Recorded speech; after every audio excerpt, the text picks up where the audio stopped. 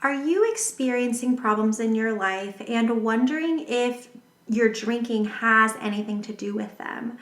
Are you considering cutting down on alcohol or cutting out alcohol completely? Or maybe you're just kind of sober curious, wondering what this kind of change might involve in your life or what kind of things mean you might have a problem with alcohol. Well, it's December 2021, and that marks 6 years since I've been sober. December 2015, I had the last drink that I've had in my life. I want to share about my story, how I understood that this was causing problems in my life, and how my recovery journey has gone since then, how it's made a positive impact in my life.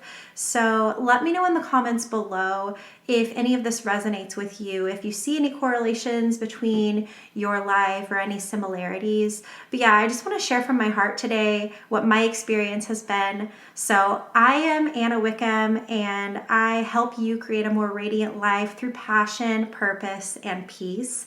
And today I want to share my story about sober recovery and quitting drinking alcohol. So starting on that day, December 2015, I had gone out. So this was a Monday. I had gone out on Sunday afternoon around 3 p.m. to have a beer or two with some friends.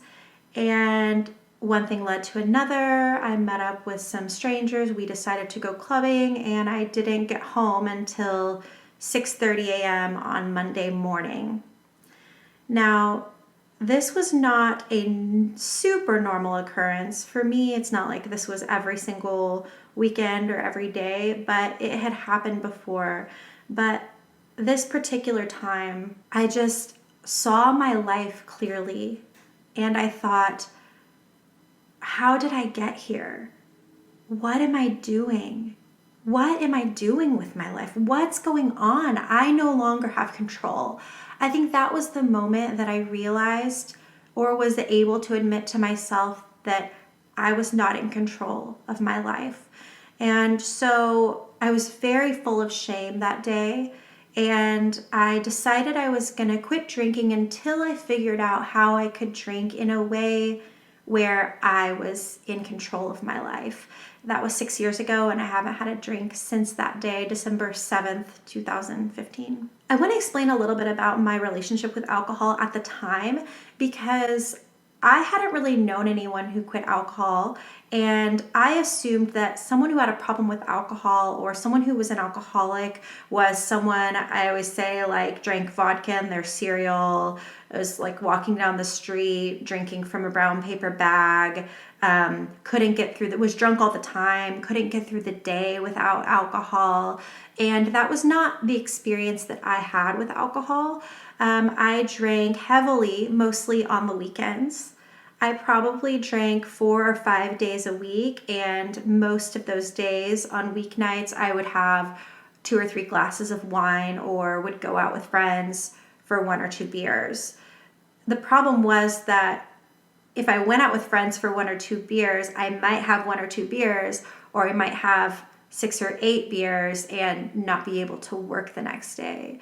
But I do want to talk about how oftentimes we think of someone who has a problem with alcohol as someone who drinks excessively, smells like alcohol, can't function day to day. And we think, oh, well, I can't have a problem with alcohol because I don't even drink 7 days a week, or I only drink on the weekends, or I only have really bad hangovers like once a month.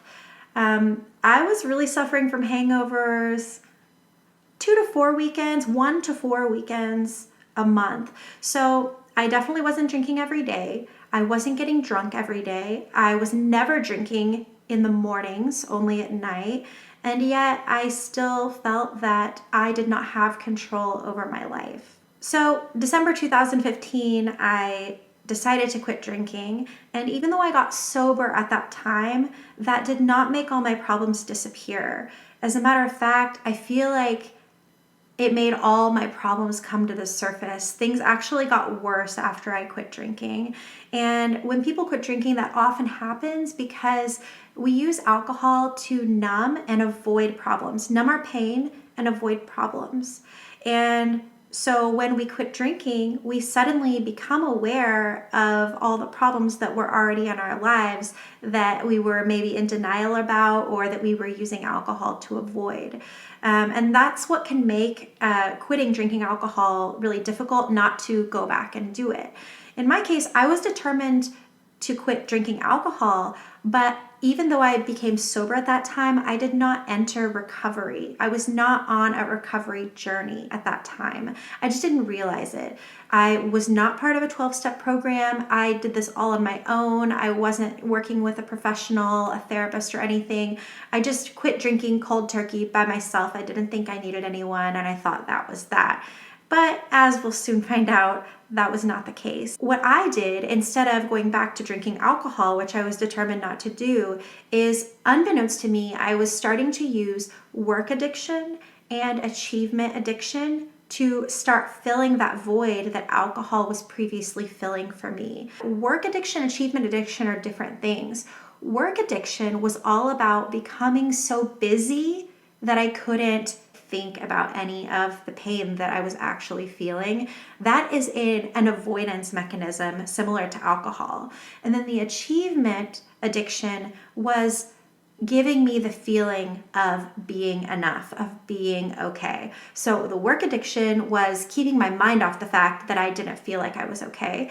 And the achievement addiction was a substitute for me genuinely feeling like I was okay, like I was enough, like I was good and I was acceptable. That went on for 6 or 7 months, and it just made my life more and more unmanageable until summer of 2016. So 6 or 8 months after I quit drinking, I sought therapy for the first time in my life because my life was really becoming unmanageable. My relationships weren't very good. My work life wasn't very good, and I was just in general struggling. In therapy was where I learned about all of the pain from my past that I was using alcohol, work, achievement, all of these things to avoid feeling. I didn't even know it was there. If you experienced overt physical abuse as a child, or you had absent parents, for example, a parent who was in prison, or your parents went through a painful divorce, it may or may not be more obvious to you that you have pain in your past. Some of those things are common, and so you might not notice that those things really do have an impact on a young mind.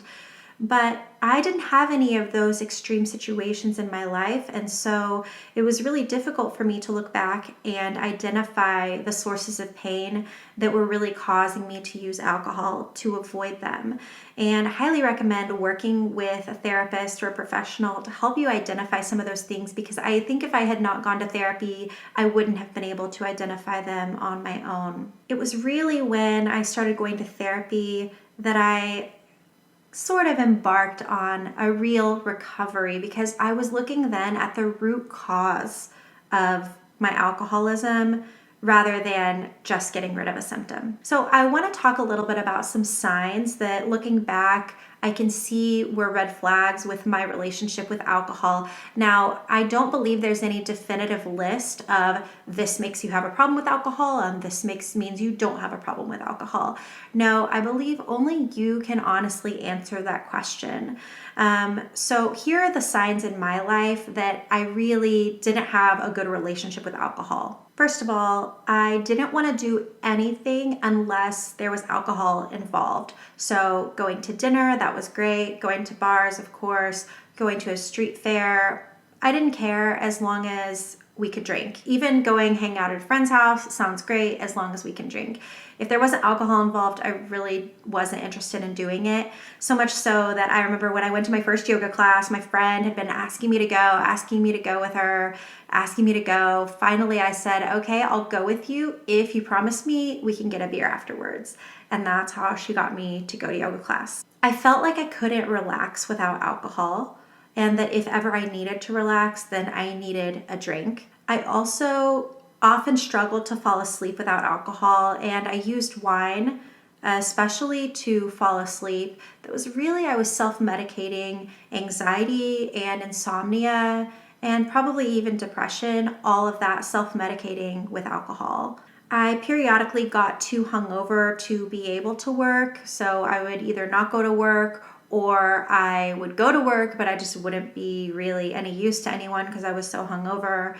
And I often spent Saturdays hungover, not every single weekend, but at least once a month. I was so hungover on a weekend day that I could just lay there on the couch or by the pool or something. Now you might be hearing these things and thinking, God, Anna, that doesn't sound like a problem at all. That just sounds like normal life. That's just how people live. I can relate to what you're saying because I would have said the same thing if you talked to me a couple of years before that. But if that's a normal life of being too hungover to actually do anything, not achieving my full potential, feeling terrible most of the time, needing a substance in order to feel like I'm okay. If that is normal, I don't want to be normal.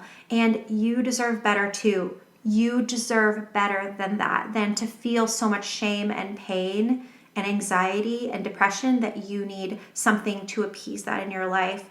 You deserve to be able to see your full potential in life and not be held back by the detrimental consequences of a substance. So if that's a normal life, then I don't want a normal life. So while I did make progress in therapy and I was able to see a lot of things in my life that I wasn't able to see before, that was the start of my recovery journey, but my recovery journey has improved 10 times in the past year when I have been a part of a 12-step program. Like I said before, I never joined AA before. I never joined any 12-step program. But as problems came up in my life and I went through periods of my life where I felt like things were unmanageable, I ended up joining a 12-step program a year ago. And I really consider this the true beginning of my recovery journey of not just, like I said, attacking the symptom, which is drinking alcohol, but really getting at the root cause. Because one of the main things I've learned is that alcohol is not really the problem. The problem is that deep pain and shame that we desperately need healing from, but that we cannot look at because it's so intense. And if we don't solve that problem, we'll quit alcohol, but we'll use something else like I did, whether it's work, just being busy, even if it's not your job, just busy all the time is another way that we avoid feeling our emotions and approaching our real problem. Shopping, gambling, food is a big one, Netflix binging, and one of the biggest ones ever, social media. So unfortunately, just quitting drinking or quitting doing drugs or whatever is not going to solve the problem because the problem is deeper than that. It's important to realize that this is the problem and that alcohol alone is not the problem. Next, I want to share some things that I've learned so far on my recovery journey, and then later I'll talk about my advice if you are listening to this and you're resonating with a lot of what I'm saying. So things I've learned on my journey so far, number one, it's not about the alcohol. It's not about the substance. You don't have an alcohol problem. You have a shame problem. You have a pain problem. And unless you work with those things through a therapeutic environment, through a 12-step program, preferably in community, then this problem is going to keep coming up again and again in your life, whether it's through alcohol or not. We use so many things like social media, TV, food to try to numb our feelings. But when we make peace with those feelings and we embark on a healing journey, then we can truly recover. Number two, people who experience problematic relationship with alcohol often have a lot of pain and hurt in their past, whether they're aware of it or not. I personally don't believe there's any exception to this. I felt originally that I was an exception to this. I thought, well, I don't have alcohol in my family, or I don't have this. I didn't have this experience. I didn't have this. So I guess there must be something wrong with me that I got wrapped up in this. I don't believe that's ever the case. I believe that we're always running from something, and it's very common to not know what that thing is until you start analyzing it later. Next, I find that many people who struggle with addiction and with alcohol or alcoholism feel things very deeply. They are often highly sensitive people, and that's not a negative thing of, oh, you're too sensitive. No, it's a gift, actually. Sensitivity is a beautiful gift, and you feel things very deeply. I think I can see this in my own life. I mean, think about the conversation that we're having right now on YouTube. I have a lot of thoughts. I have a lot of feelings. I want to explore deep things. I want to talk to you about deep things and spiritual things. And maybe not everyone is like that, and that's okay. People who do experience addiction and have maybe an addictive personality, they have deep longings and they love deeply and they feel very deeply, which is a beautiful thing. Another thing I've learned is that it is very possible to find calm and relaxation without alcohol and without substance.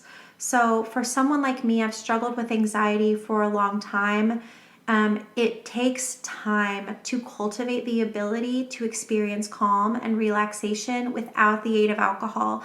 But as long as you're using alcohol as your crutch in that way, you will not be able to cultivate that on your own.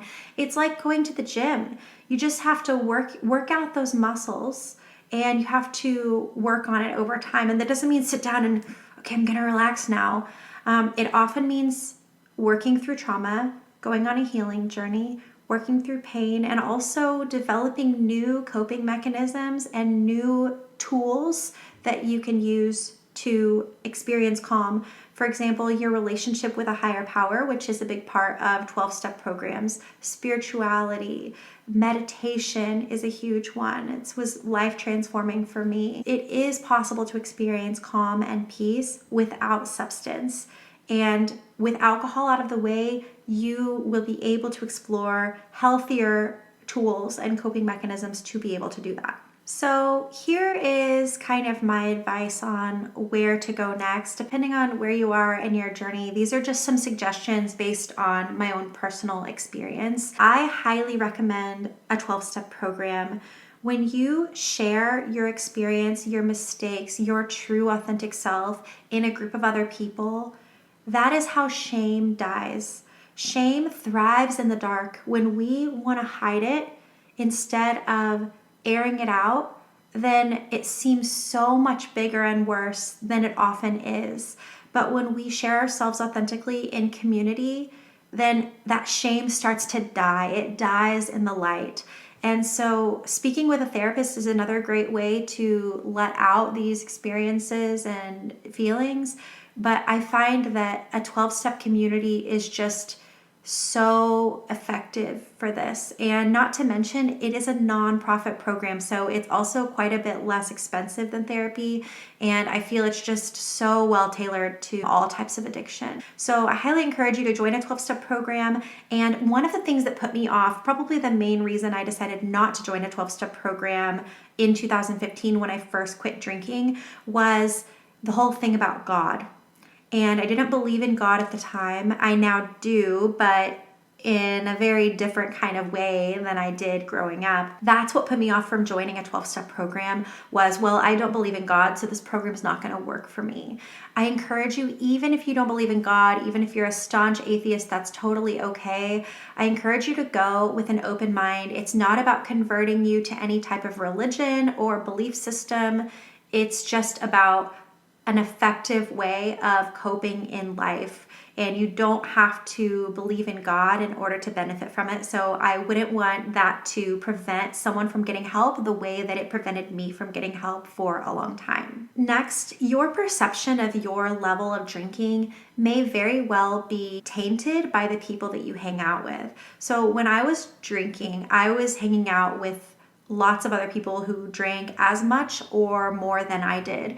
And so it was easy for me to believe that I was normal and that I was drinking a normal amount because everyone I hung out with was drinking the same amount. So just keep that in mind as you're assessing your level of alcohol, since there is no standard. Actually, there are some standards out there. So you might do some Googling on what is considered a healthy level of drinking.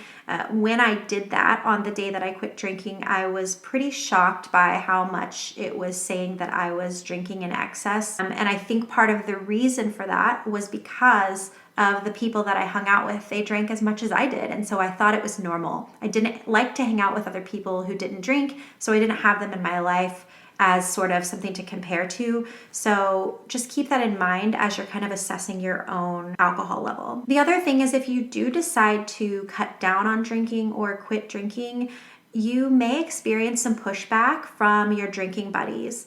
And the reason for that is because they're subconsciously thinking, they don't even realize they're thinking this, but subconsciously they're thinking, oh my God, if Anna has a problem with alcohol, then I definitely have a problem with alcohol because I drink even more than her. That's what's going through their mind. And so when I told my drinking buddy, hey, I think I'm going to cut down. I think this is really a problem. My friends got pretty mad. And I remember one of my best friends at the time, we haven't spoken since that day. She wouldn't speak to me after that.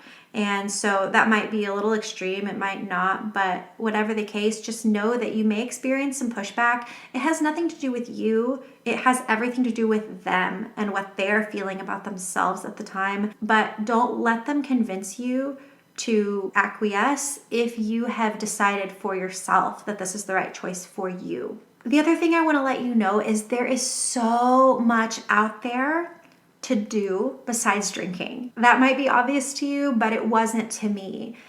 Everything that I did had to do with drinking, and everything I did was made better by drinking. It was hard for me to imagine what I was going to do with all that time, especially having spent so much time hungover on the weekends.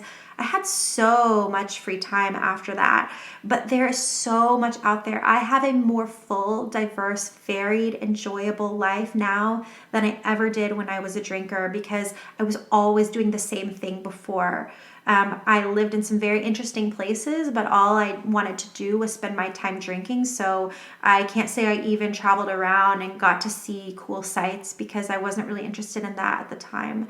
But now I do so much stuff. I do yoga and I go exercise. I film these YouTube videos. I hang out with my friends. There's so much out there to do and so much fulfillment to be had. So if you wonder what you're going to do when you're not drinking and how you're going to fill that time, I do encourage you to fill that time. If you quit drinking and you don't fill up that void of time with something else, you're probably going to end up drinking again sooner or later because you're just not going to know what to do to fill your time. So that's where you can really explore your interests. What are the things that you always wanted to do when you were drinking, but you couldn't because you didn't have the energy or the time or the money? One of those for me is yoga, which has come up a lot in this video somehow. I wanted to do yoga after I went that first time with my friend, but classes were like on Saturday mornings and I was usually hungover.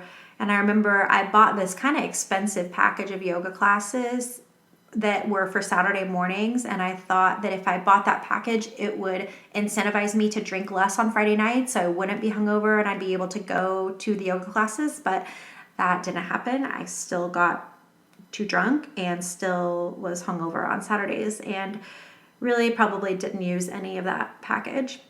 So that's just the kind of thing that I wasn't able to do. And that's the kind of thing I now can do. I wake up on Saturday mornings, clear-headed, ready for the day, and I have the whole weekend ahead of me, and I can go to yoga or anything else. So I just want to encourage you, there is so much life after alcohol. It's not like a diet version of your life with alcohol.